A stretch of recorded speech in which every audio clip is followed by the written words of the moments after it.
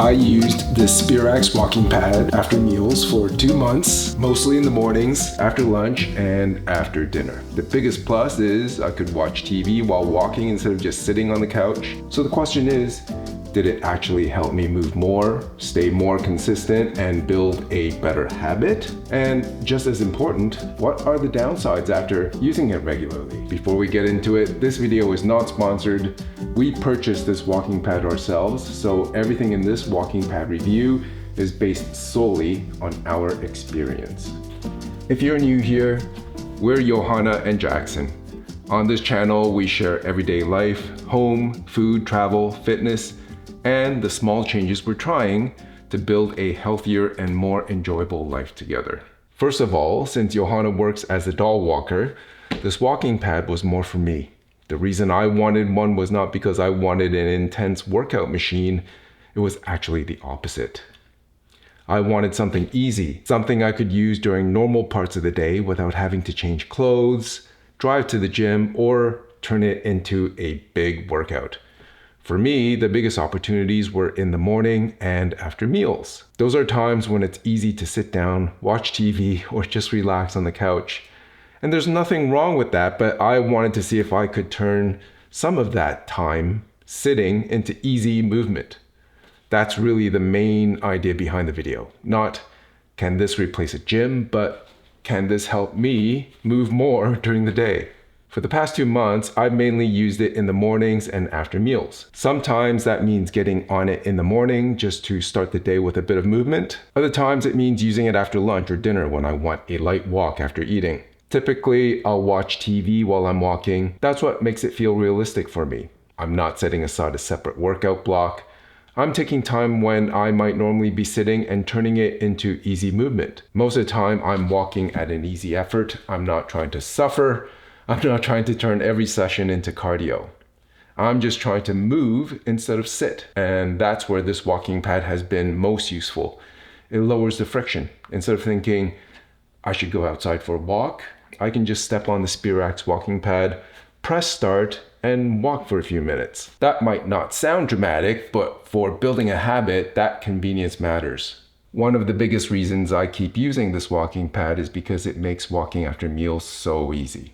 After you eat, especially if the meal has carbs, your blood sugar naturally rises. That's completely normal.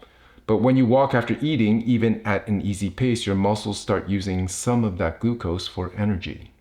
So instead of finishing a meal and going straight to the couch, a light walk can help reduce the size of that post-meal blood sugar spike. And that matters because big spikes and crashes can sometimes leave you feeling tired, sluggish, or like you just want to sit and do nothing.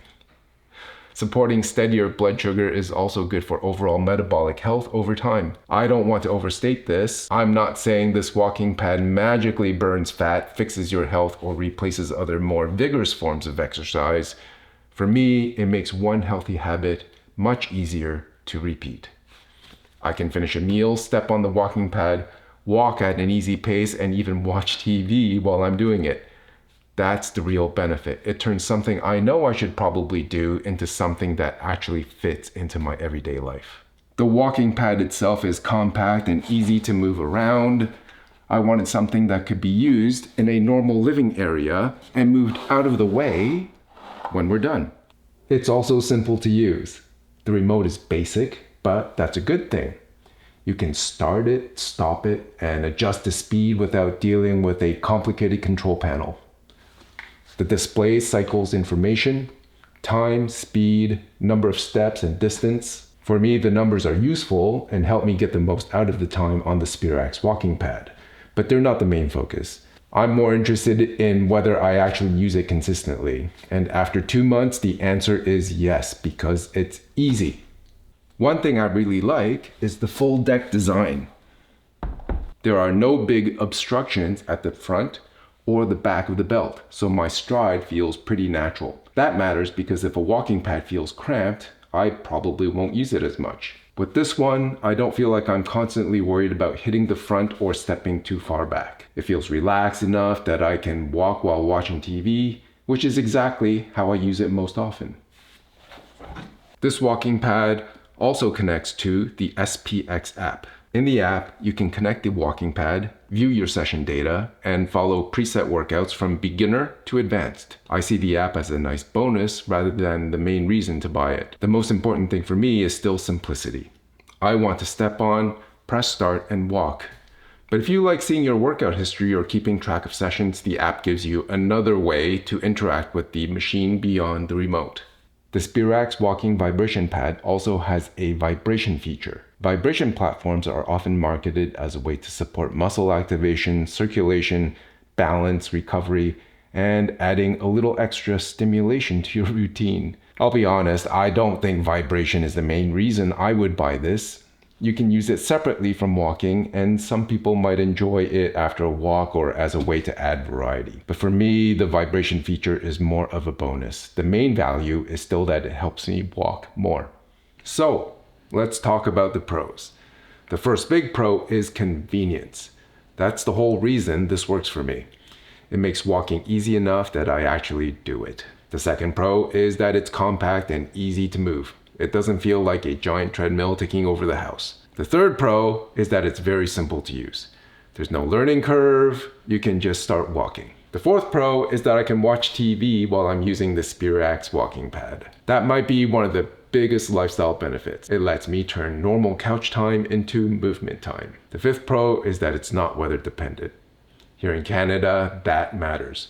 Rain, snow, cold, darkness, none of that stops you from walking indoors. I also like that I can use it in addition to walking the dogs. Walking the dogs is great, but it's not always a consistent fitness walk.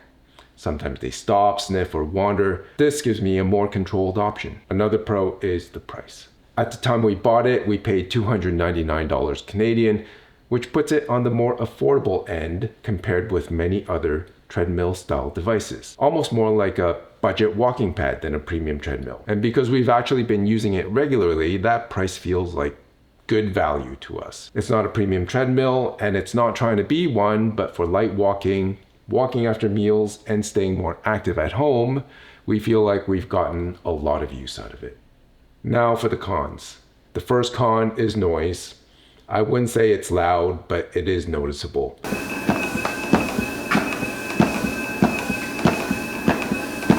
If you're watching TV, you will need to turn the volume up a little. The second con is that some squeaks have developed over time. That's something I'll keep watching. The third con is the limited maximum speed. For easy walking, it's fine. But for me, it does not go fast enough to get into higher heart rates needed for a Zone 2 workout. Another related limitation is that there is no incline feature. That matters because incline is one of the easiest ways to raise your heart rate while walking, without having to walk much faster. So with the limited maximum speed and no incline, this walking pad is not ideal if your goal is higher heart rate training, cardio, or structured Zone 2 workouts. That said, there is a trade-off. Adding a higher top speed or incline feature would likely make the machine heavier, larger, and more expensive. And part of what makes the Sperax Walking Pad useful is that it stays compact, easy to move, easy to store, and relatively affordable.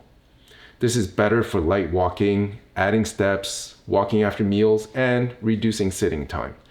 So I don't see this as a deal breaker for how we use it, but it is something to know before buying.